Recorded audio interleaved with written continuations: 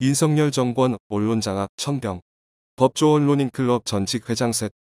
윤석열 정권이 10월 11일 서울 강서구청장 보궐선거 참패를 계기로 집권 이래 가장 큰 고비를 맞았습니다.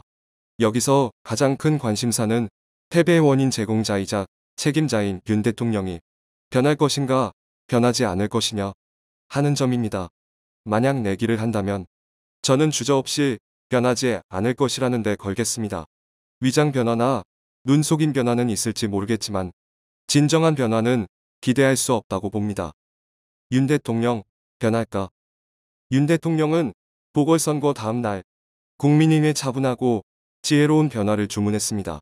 자신의 평소 언행에도 어울리지 않은 주문에 그동안 윤 정권 편들기 보도를 열심히 해왔던 조중동마저 회초리를 들고 나섰습니다.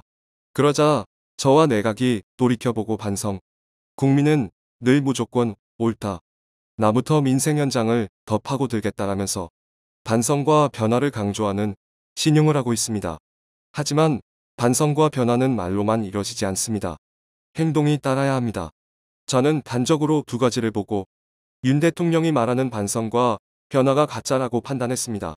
하나는 검찰의 태도고 또 하나는 고삐를 늦추지 않고 밀어붙이는 언론장악 기도입니다. 먼저 검찰의 태도를 봅시다. 검찰은 보궐선거가 끝나자마자 이재명 더불어민주당 대표를 위증 혐의로 쪼개기 기소했습니다.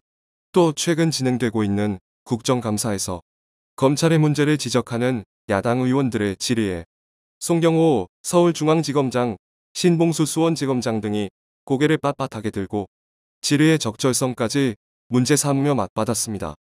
윤 대통령의 호위대 노릇을 하는 검찰의 이런 오만불순한 태도는 윤 대통령이 말하는 반성, 소통, 민생 중시가 빈말임을 잘 보여주는 사례입니다. KBS 사장 후보와 방심위원장 모두 법조 언론인클럽 회장 출신. 윤 대통령이 반성이란 단어를 처음 입에 올린 10월 17일 자신이 점찍은 박민전 문화일보 논설위원을 끝내 한국방송 사장으로 내리꽂겠다는 뜻을 공식화했습니다. 방송과 관련한 경험이 전혀 없는 그를 오직 대통령이 원하는 사람이라는 이유로 선임 절차도 방송국 안팎의 여론도 무시하고 밀어붙이고 있는 것입니다. 공정과 독립을 생명으로 하는 공영방송의 역할은 안중에도 없는 반언론, 반민주적인 작태입니다. 정현주 전 방송통신심의위원장을 내쫓은 뒤 앉힌 류희림 위원장이 가짜뉴스를 앞세우며 추는 망나니 칼춤은 차마 눈 뜨고 볼 수 없는 지경입니다. 류 위원장이 이끄는 방심위는 안팎에서 제기되는 위법 논란은 거들떠보지도 않고 비판 언론만 꼭 집어 법정 최고 징계인 과징금을 남발하고 있습니다. 강서구청장 보궐선거 이후인 10월 17일 문화방송 MBC의 뉴스데스크와 PD수첩, JTBC의 뉴스룸에 대해 과징금을 의결하는 등 이제까지 윤 정권의 비판적인 프로그램 13건을 무더기 법정 제재했습니다. 제재 광란극이 심의를 가장한 비판 언론 죽이기라는 사실은 류 위원장이 국정감사에서 조중동은 인터넷 심의 대상에 포함되지 않는다라는 취지의 발언을 한 데서 뚜렷하게 드러납니다. 흥미로운 사실은 박 후보와 류 위원장이 모두 전 현직 검찰 출입 기자들의 모임인 법조 언론인클럽 회장 출신의 친윤 언론인이라는 점입니다. 박 후보는 제8대 회장을, 류 위원장은 제6대 회장을 지냈습니다. 특정 기관이나 부처를 출입한 기자들이 단체를 만들어 활동하는 것은 법조 언론인클럽이 거의 유일합니다. 언론계에서는 진작부터 이 단체가 전직 법조 담당 기자들이 현직 검찰 및 법원 간부와 비공식적으로 만나는 음습한 통로가 아닐지 하는 의심의 눈길을 보내고 있었습니다. 모임의 성격상 이권 카르텔이 될 위험성이 매우 크다고 본 거죠. 박 후보가 회장일 때인 2020년 11월 추미애 법무부 장관과 윤석열 검찰총장 사이의 갈등, 이른바 추윤 갈등이 한창이었습니다. 당시 이 단체는 현역 법조 기자들을 대상으로 설문조사를 해 법조 기자 94%가 추 장관의 수사지휘권 발동을 부정적이라는 자료를 발표했고 많은 미디어가 크게 보도했습니다. 예민한 시기에 윤 총장의 편을 확실하게 들어준 것이죠. 윤 총장이 당시 이 단체 회장이었던 박 후보에게 엄청나게 고마워했다고 합니다. 유 위원장도 추윤 갈등 당시 상당한 역할을 했습니다. 이 단체의 전임 회장 자격으로 법무부 감찰위원회 의원이 된 그는 2020년 12월 1일 윤 총장의 징계 정당성 여부를 다루는 감찰위에 출석해 추미애 장관이 하려는 윤 총장에 대한 징계는 부적절하다는 의견을 냈습니다. 두 사람은 윤 대통령과 술잔을 나누는 사이라거나 하는 사적 친분 말고도 이런 특별한 인연이 있습니다. 불각은 불가원 원칙은 어디 가고 불나방 기자만 득실.